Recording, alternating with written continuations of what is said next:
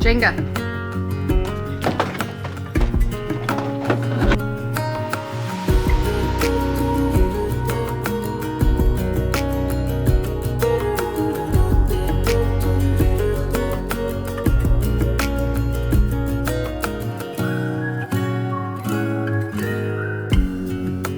I'm still in the ashes when you get dressed and leave. Oh, I better look for matches before it starts to feel. Welcome back to The Simple Pleasures. I'm Laurie, and for the past 8 weeks or so, I've been documenting my journey of Swedish death cleaning.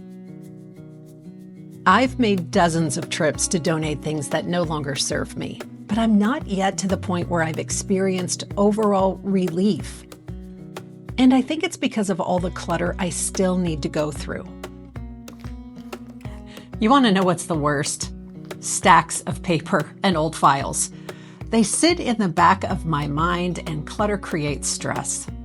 I know I need to painstakingly go through every piece of paper to decide what to do with it. And that carries a different kind of weight.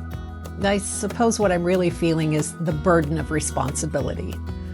When I was in a very busy season of life, it seems like I kept every single piece of paper because I didn't have the mental space to decide what I really needed to do with it. Did I need to keep it long term? So I kept mostly everything, and that has just compounded year after year. So today, I am approaching the paper through the lens of Swedish death cleaning. So my goal is to keep what truly matters and release what no longer needs to live in our home. I know going through paper clutter is tedious work. You have to make a decision about every single piece of paper you touch. But I also found it to be a fun experience. For me, it was like taking a stroll through all of the stages of my life. At its very core, paper documents are the things you did in your life. The board meetings, the business meetings, programs from kids' events and concerts, certificates of accomplishment. If you get in the right headspace, it can bring some joy to the task. At the bottom of one of these banker's boxes, and I mean at the very bottom of what was mostly outdated documents that no longer need to be preserved, I found my marriage license. Hardly anything else in this box was personal, mostly from my career or board service. It was a reminder to me at an important stage in this process that it can't be rushed. There may be other treasures hiding in strange places. You can organize all the paper in your home into 3 categories. First, paper that must be kept, like vital records and legal documents. And then paper that can be digitized, like bank statements, policies, and instructions. And my favorite category of paper? Paper that is finished. Things that are expired or paid, everything that's resolved and no need to document. I know the majority of what I have in my home fits into that latter category. So I'm hopeful that after finishing the category of paper, I'll begin to feel that relief from the burden of being underneath so much clutter. There are some family recipes I want to pass down to my children, but I don't want them to have to sort through a dozen cookbooks or recipe cards searching for them. So I'm taking pictures of some of their grandmother's recipes and texting those to them, and then earmarking other special recipes I know they love in one of my favorite cookbooks.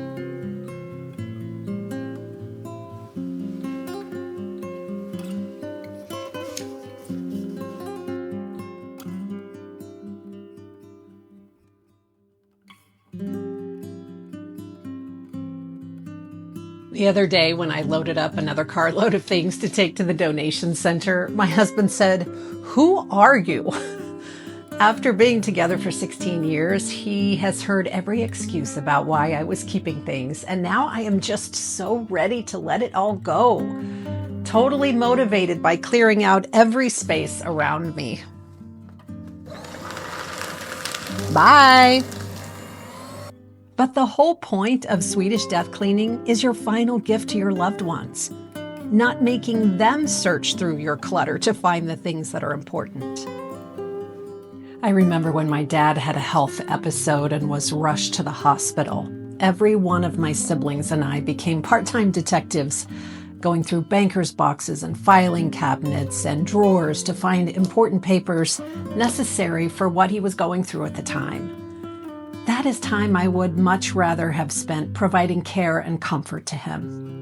So my husband and I decided, what can we do to take all of those very important documents and keep them in one easy place? And for us, it's this red legacy binder.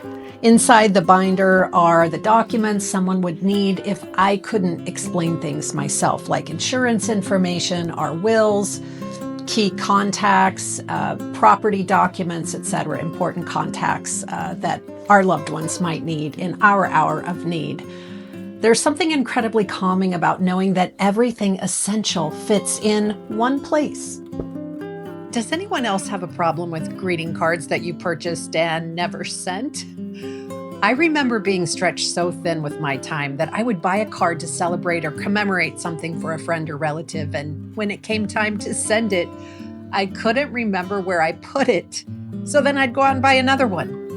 And these cards right here came out of nooks and crannies of various places in my home.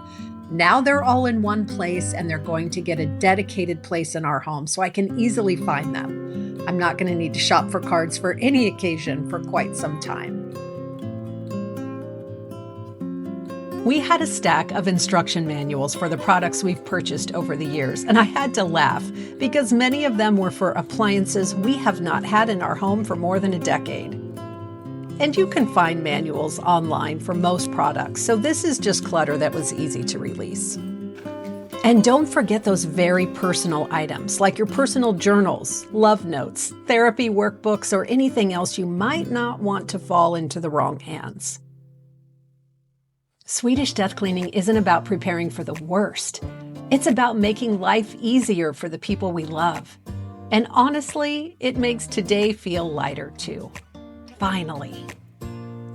That's going to wrap it up for this week's video, friends. Thanks for being along with us for the ride. We were able to reduce all of that paper down to this bag of shreds, which I'm going to be taking out to the trash here shortly. If you enjoyed today's video, I hope you'll give it a thumbs up and consider subscribing to the channel. We'll see you in the next one. Have a great week. Hello, little guy.